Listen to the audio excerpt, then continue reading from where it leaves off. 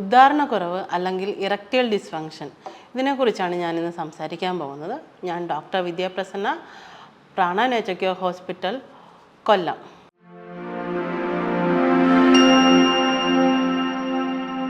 Normally എൻ്റെ അടുക്ക് വരുന്ന പേഷ്യൻസ് കൂടുതലും ചോദിക്കുന്നത്, ഡോക്ടർ എനിക്ക് ഉദ്ധാരണക്കുറവുണ്ട്, എന്താണ് ഞാൻ അതിന് ചെയ്യേണ്ടത്? അപ്പോൾ ഞാൻ ചോദിക്കുന്ന ഒരു ചോദ്യമാണ്, നിങ്ങൾക്ക് ഡയബറ്റീസ് ഉണ്ടോ? പറയും ഇല്ല, എനിക്ക് നോർമലാണ്. അപ്പോൾ നമ്മൾ നെക്സ്റ്റിലേക്ക് പോകുന്നത് യൂറിക് ആസിഡ് ഉണ്ടോ, അല്ലെങ്കിൽ നിങ്ങൾക്ക് ഉറക്കക്കുറവുണ്ടോ, നിങ്ങൾക്ക് ഒബേസിറ്റി ഉണ്ടോ, അതോ വണ്ണക്കൂടുതലുണ്ടോ, ഇതെല്ലാം നമ്മൾ ചോദിക്കുന്നതാണ്. അപ്പം നോർമലി ഉള്ള ആൾക്കാർ പറയും എനിക്ക് ഷുഗർ ഉണ്ട്, എനിക്ക് നോർമലാണ്. അപ്പം നമ്മൾ അതല്ല നോക്കണത്. നമ്മൾ ഡയബറ്റീസ് ഉണ്ടെങ്കിൽ നമുക്കത് ചെക്ക് ചെയ്യേണ്ടത് 3 മാസത്തിലൊരിക്കൽ ചെക്ക് ചെയ്യുന്ന HbA1c എന്ന ടെസ്റ്റ് ഉണ്ട്.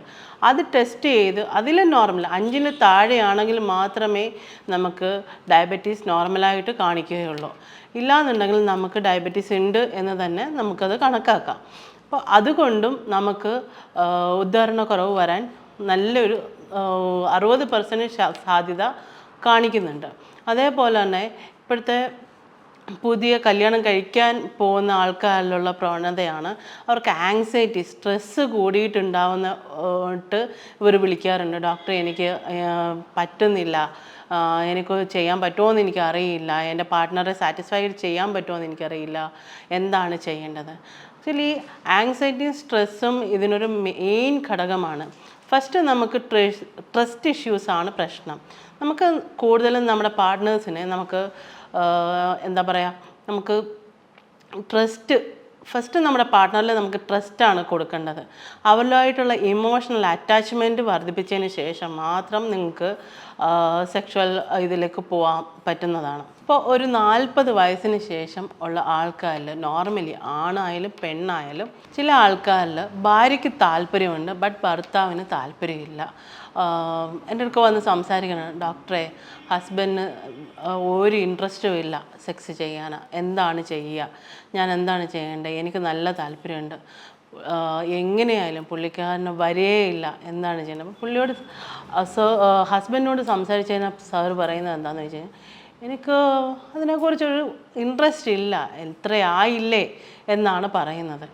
ബട്ട് ചില ആൾക്കാർക്ക് താല്പര്യമുണ്ട്, പക്ഷെ ചെയ്യാൻ പറ്റുന്നില്ലാത്തൊരു മാനസികാവസ്ഥ, സെക്ഷുവൽ ഡിസയർസ് വരുന്നുണ്ട്. അതേപോലെ തന്നെ ചില ആൾക്കാർക്ക് ഈ ഡയബറ്റിക്കായിട്ടുള്ള പ്രശ്നങ്ങൾ വരുമ്പോഴത്തേക്കുന്ന അവർക്ക് ഉദ്ധരണക്കുറവ് നല്ല രീതിയിൽ കാണിക്കുന്നുണ്ട്. ഡയബറ്റീസ്, കൊളസ്ട്രോൾ ഉള്ള ആൾക്കാർക്ക് ഉദ്ധരണക്കുറവ് വളരെ വളരെ പ്രശ്നമാണ്. അപ്പോൾ അവർ ചെയ്യേണ്ടതെന്ന് പറഞ്ഞു കഴിഞ്ഞാൽ ഫസ്റ്റ് അവരുടെ ഡയബറ്റിക്സ് കൺട്രോൾ ചെയ്യുക, ഡയബറ്റിക് ലെവൽ, ഗ്ലൂക്കോസ് ടോളറൻസിൻ്റെ ലെവൽ കൺട്രോൾ ചെയ്യുക. അതേപോലെ തന്നെ ഇപ്പോഴത്തെ യുവാക്കൾ വിളിക്കുമ്പോൾ പറയുന്നതാണ്, ഡോക്ടർ എനിക്ക് എൻ്റെ പാർട്ട്ണറെ സാറ്റിസ്ഫൈ ചെയ്യാൻ പറ്റുന്നില്ല, എന്താണ് ഞാൻ ചെയ്യേണ്ടത്? അപ്പോൾ നമ്മൾ നോർമലായിട്ട് പറയുന്നതെന്ന് പറഞ്ഞു കഴിഞ്ഞാൽ മാക്സിമം നിങ്ങളൊരു 70% ഫോർ പ്ലേ ചെയ്യുക. അതിന് ശേഷമാണ് നിങ്ങൾ സെക്ഷൽ ഇൻ്റർകോഴ്സിലേക്ക് പോകേണ്ടത്.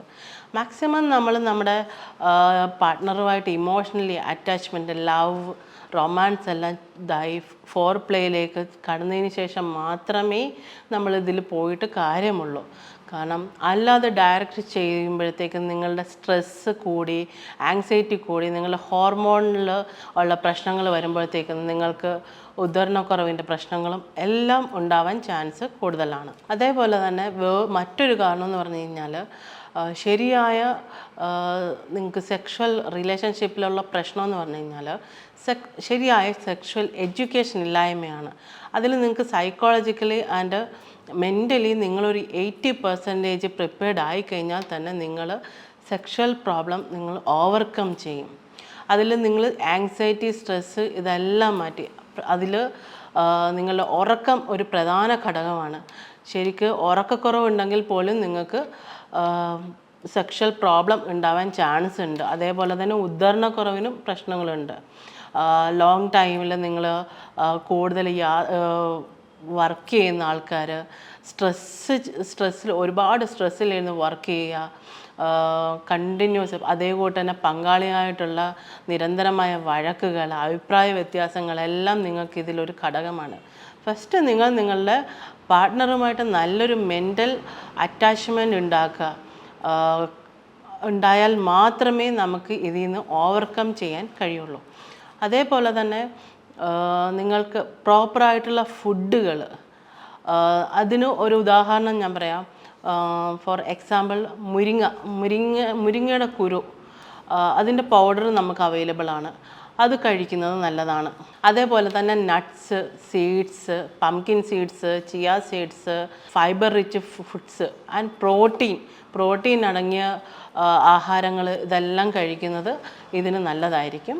അതിനനുസരിച്ച് അതേ തൊണ്ടിട്ട് തന്നെ നിങ്ങൾക്ക് കീഗൽ എക്സസൈസ് എല്ലാം നിങ്ങൾക്ക് അവൈലബിൾ ആയിട്ട് യൂട്യൂബിലും എല്ലാ ഓൺലൈൻ സൈറ്റുകളിലൊക്കെ അവൈലബിൾ ആണ്. ഇതെല്ലാം ചെയ്യുന്നത് പ്രോപ്പറായിട്ടുള്ള എക്സസൈസ്, അതേപോലെ തന്നെ ഉറക്കം എല്ലാം നിങ്ങൾക്ക് ചെയ്ത് കഴിഞ്ഞാൽ തന്നെ നിങ്ങളൊരു 80% നിങ്ങൾ സെക്ഷൽ പ്രോബ്ലത്തിൽ നിന്ന് നിങ്ങൾ റിക്കവർ ആവുന്നതായിരിക്കും. ഇതിനെക്കുറിച്ച് കൂടുതലായി അറിയുന്നതിന് വേണ്ടി നിങ്ങൾക്ക് താഴെ കാണുന്ന നമ്പറിൽ ബന്ധപ്പെടാവുന്നതാണ്.